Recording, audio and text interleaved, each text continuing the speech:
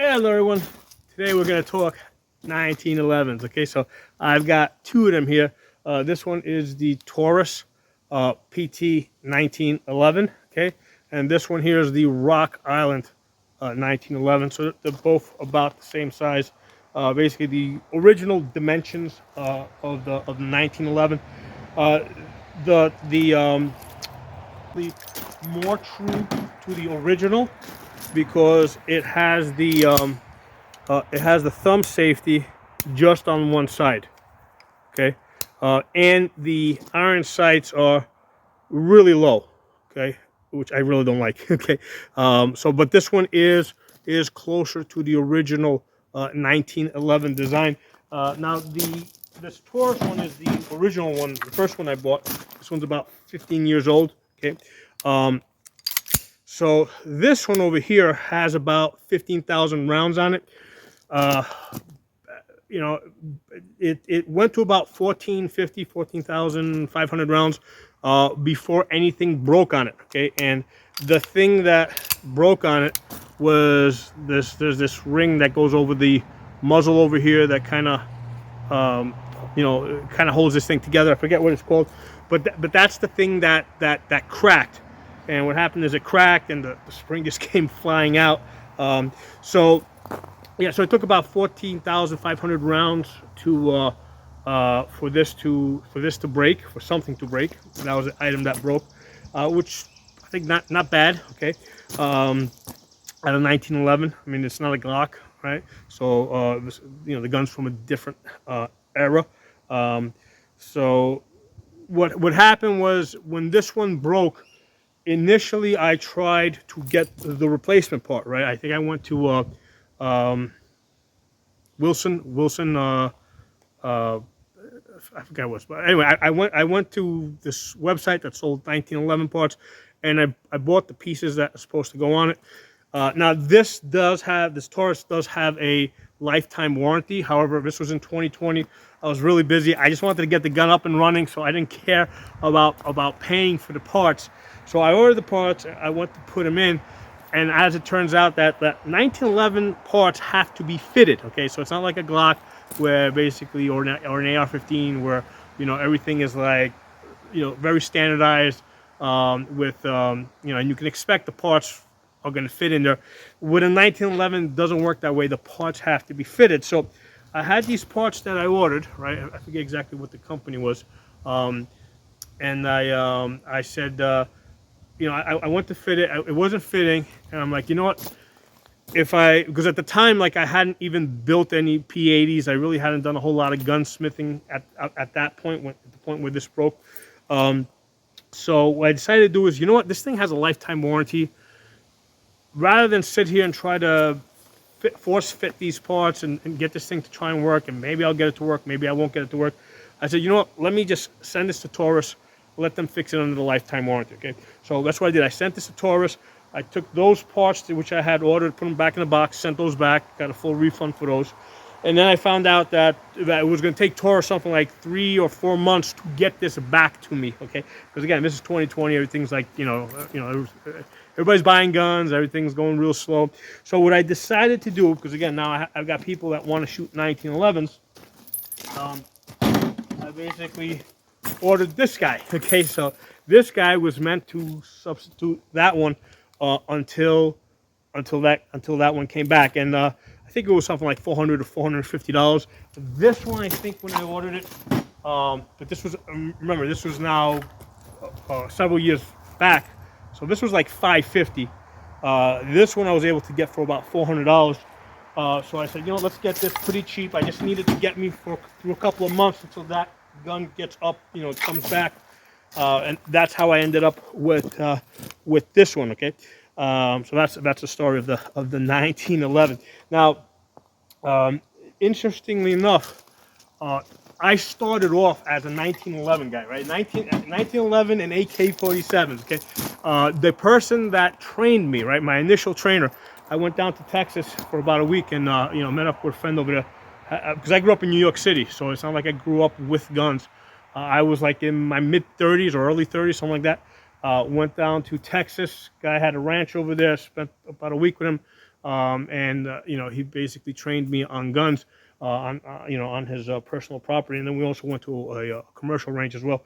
But he trained me in a gun that he primarily trained me on. I mean, he had a pretty large collection. I mean, I shot a whole bunch of guns, but primarily I was working with a 1911. Okay, so interestingly enough, like a lot of times people that start off with 1911s are like diehard 1911 fans, or like in my case, actually I had shot both AKs and ARs that weekend. So people that start off, whatever gun people tend to start off with, they tend to like fall in love with that gun. Okay, but that's not the case with me. Like I do like the 1911, but I prefer Glocks. I mean, I carry a Glock 43.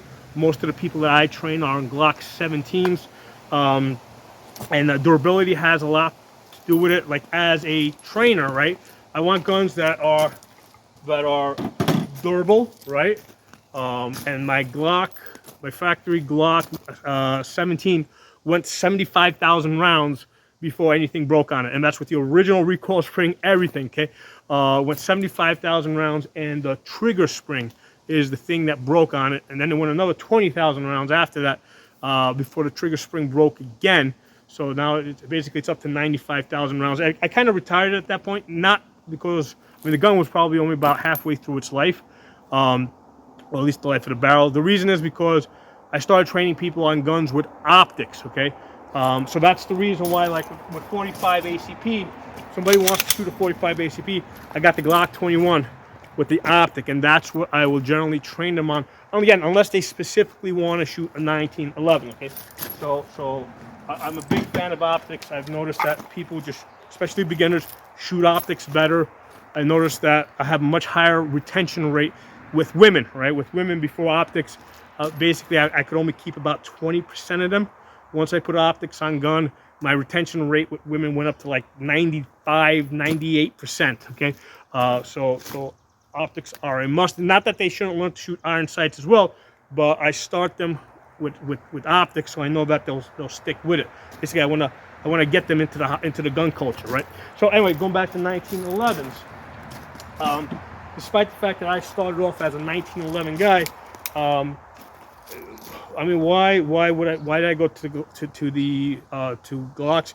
First of all, it's the lighter, right? Because with this is all steel, so the lower here is steel compared to, just using this as an example, the lower here is plastic, or the frame is plastic, so it's naturally a lighter gun. It's got more capacity, and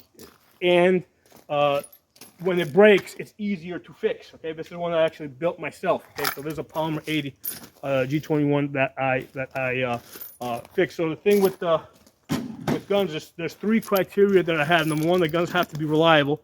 That means police and military tested. Just because I want to know that lots of people have shot lots of rounds on them under lots of different conditions.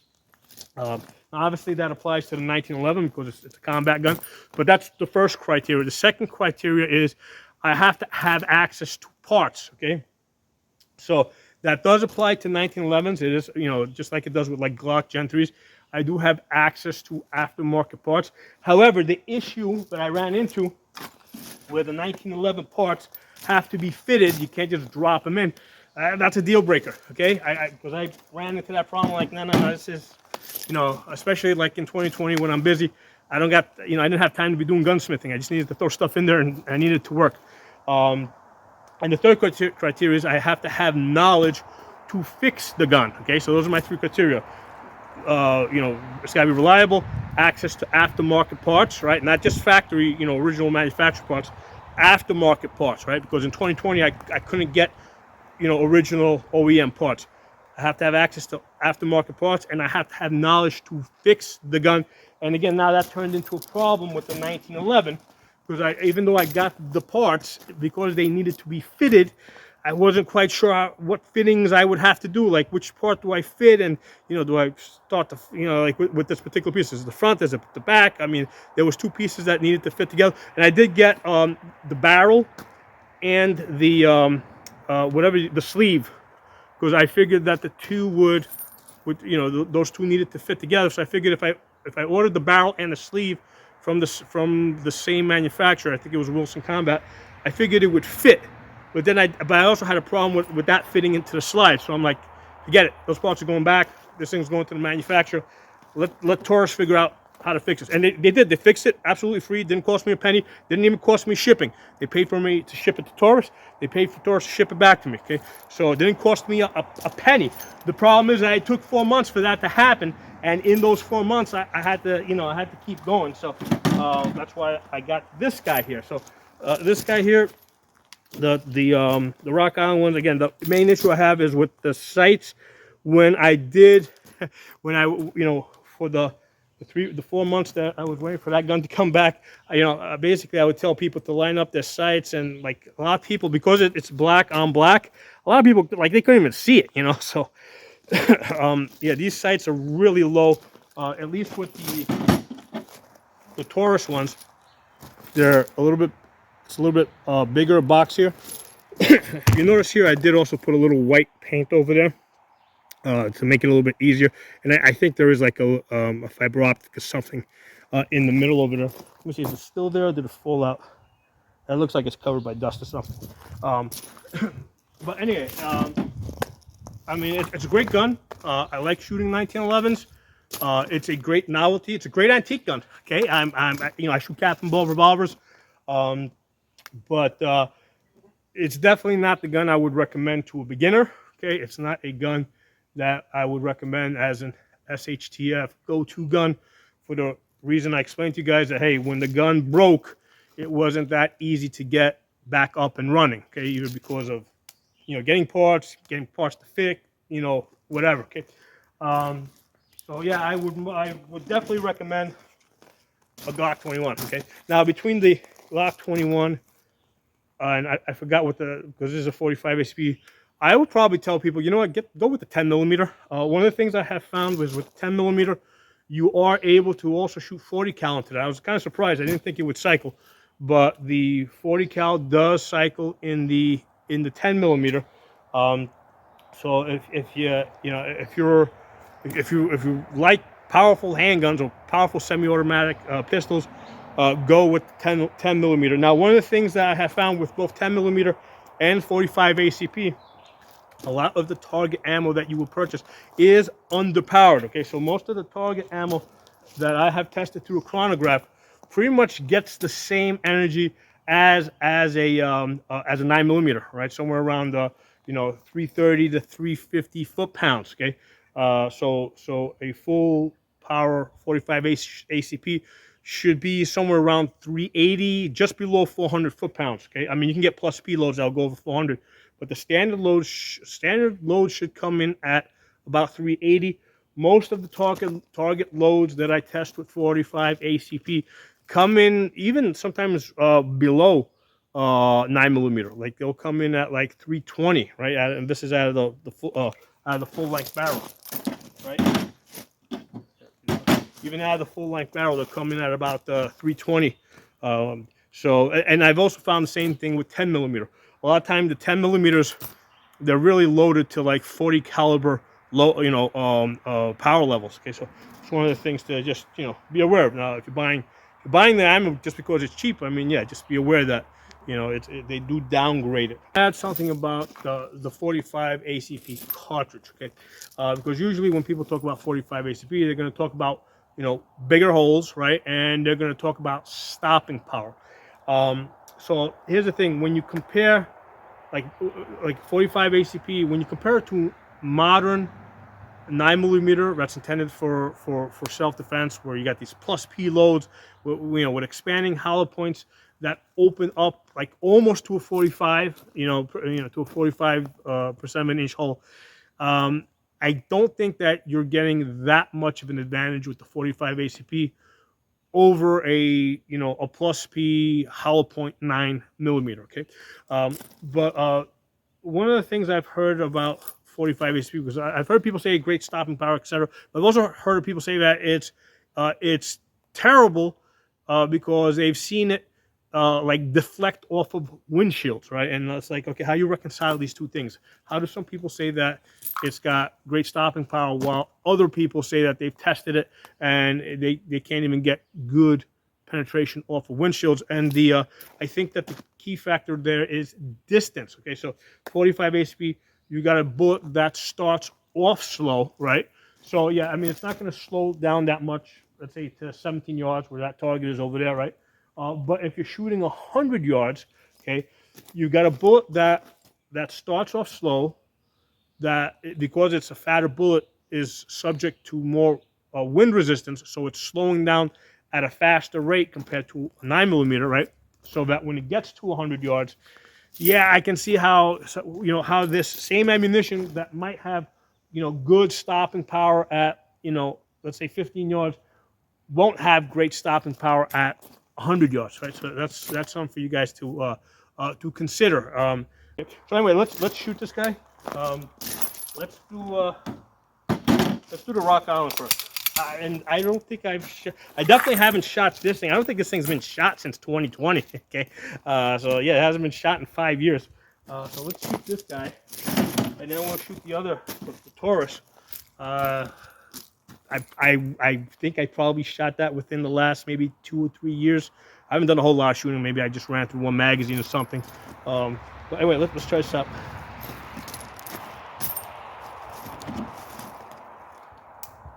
Oh, one of the things worth mentioning with these 1911s, one of the things that Browning, the designer of this, did do right is, because this thing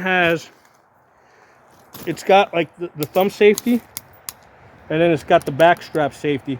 And the way I understand it, originally this gun only came with, in his original design, it only came with the back strap safety. Okay, and and then later on he added the thumb safety.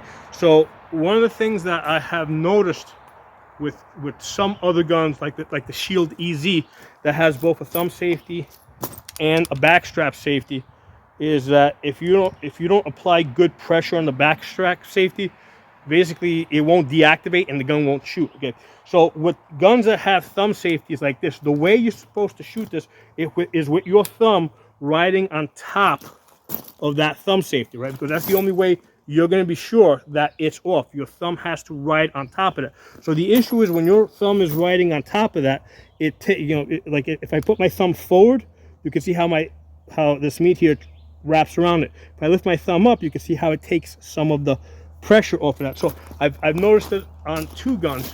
One was the Shield EZ, and the other one was like a Turkish 10mm. I forgot the name of it. I did a review on it on my channel, but I had the same issue with that. When you're shooting that gun with your thumb riding on top of that thumb safety, it doesn't apply enough pressure to the thumb safety in order to deactivate it. Okay, I've never seen that to be the case with 1911s. With 1911s, if you just touch it, it's going to deactivate. So this was designed right. It's one of the things to be aware of. In my opinion, I mean I understand why back in 1911 they needed to have all these extra safeties, because they didn't have good holsters, right? They just had leather holsters. Today, with modern holsters, the holster is the safety mechanism. So this Glock 43 here doesn't need any safeties, because the safety protects the trigger, it retains the gun.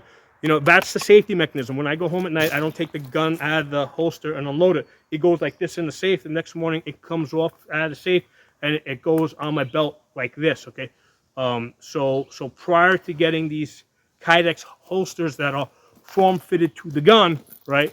You know, when they were throwing them into these loose leather holsters or these fabric holsters, yeah, that's the reason why they had to have multiple safeties on the guns. And from what I've heard, a lot of GIs, they still didn't trust the safety, so they would carry it with an empty chamber. Okay, and again, the reason was because they didn't trust the safeties. Now, whether that's right or wrong is besides the point. The fact is that a lot of guys have testified, have given, you know, account that, yeah, they did not trust it, so they carried it on an empty chamber.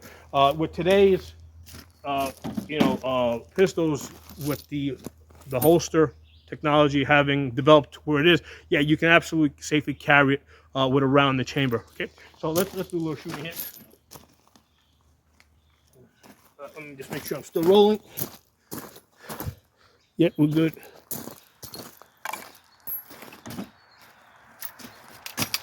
So yeah, with the safeties, I was saying, your thumb rides on top of the safety. By contrast, on the Beretta, right, you actually shoot that with your thumbs up because that safety works in the opposite direction.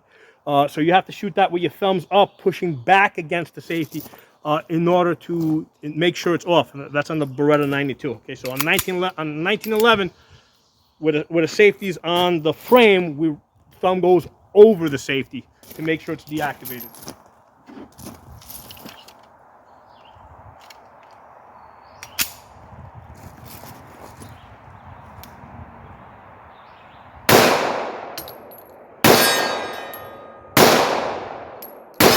I'm having a real hard time seeing that front sight. Okay, real hard time. Now I don't have great vision. Like basically, I should be wearing bifocals. Usually at this distance here, that front sight with because these aren't bifocals. These are basically my distant glasses. But usually I can see that front sight clear enough that I can take my shot, that I can focus on it. You know, because this is so low and so dark, I'm having a real hard time with this one over here.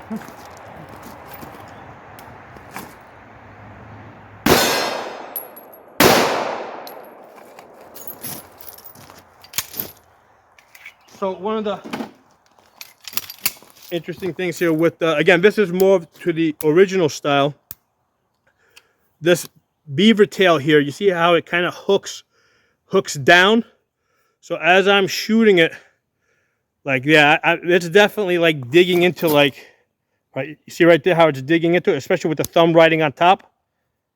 See how that's digging in? I don't particularly like the original design, because the tendency is going to be for you to want to shoot this instead of riding it on top, right? Because that puts more pressure there. You're going to want to put your thumb down, but now you're not sure. You know, you can't be 100% sure if that thumb safety is off. So yeah, I do not like the original beaver tail on here. That's something that I discovered back in 2020 when I got this, and I just remembered now shooting it. As I was shooting, I'm like, oh man, that thing's sucking back there. Now on the Taurus 1911, they fixed it. You see how the beaver tail scoops up, right? So even with my thumb on top of the safety, on top of the thumb safety over there, it's not digging into my skin over here. So this is a much more comfortable 1911. Okay, so I mean, I know that's original, and if you've got, like, you know, if you've got a real boner for, like, you know, original antiques, I mean, yeah, you'd have to get that. But if you just want to shoot the gun and you want it to be comfortable, this Taurus design with the beaver tail that scoops up, way more comfortable to shoot. Let's shoot this. Again, I haven't shot this. I mean, I can't remember the last time I shot this. Yeah, I mean, this is definitely a lot more comfortable.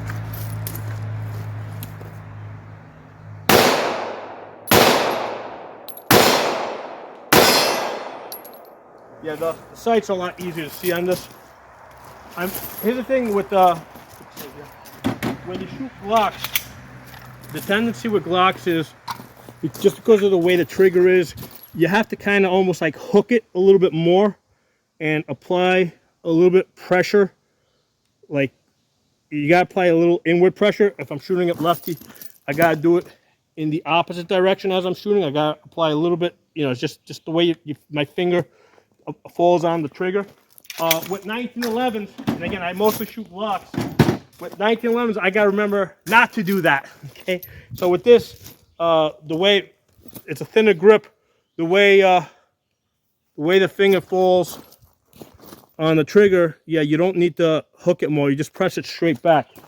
So yeah, there's definitely a slight difference in the way I press the trigger between a Glock and a 1911.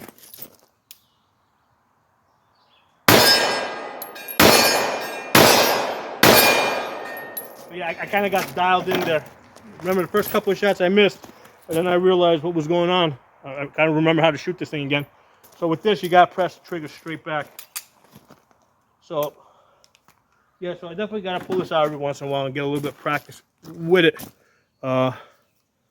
because yeah, I mean it's easy to forget those minor details, but it's a really nice design. You got the grips over here, so you can pinch it back from here.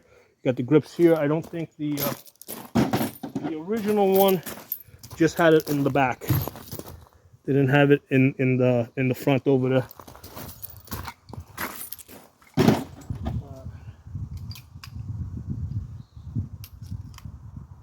So it's not basically. So here's the thing with the 1911s. It is an absolute pain in the ass to like take apart and clean.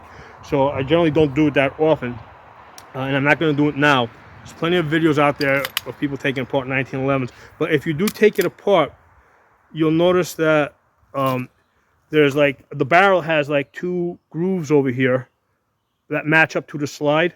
So it basically locks. You know, it doesn't just lock into place the same way it locked up, right? So with a Glock, basically the barrel comes up and it locks into the slide, okay? So that's Browning's design. You can see that piece over there. That comes up and it locks, comes up and locks into place, right? So that's the 1911 thing that carried over to the Glock and most other semi-automatic pistols. But in the original Moses Browning design, he went a step beyond that. It's not just the barrel that comes up and locks. Well, actually, it doesn't lock in over here. There's these 2 rings a little bit further. There's 2 double rings. Those 2 rings come up and they lock. I'm going on memory now because, like I said, I haven't opened this up in quite a while. So there's 2 rings. You can't see them, but there's 2 rings over here that come up and lock into place. And you can see when I lock it open, it kind of tilts up a little bit. Doesn't quite tilt up as much as the Glock, but it does tilt a little bit. That's the tilt barrel design. So anyway, drop some comments. Let me know what you guys think. Definitely got to practice this a little bit more often. I'll talk to you soon.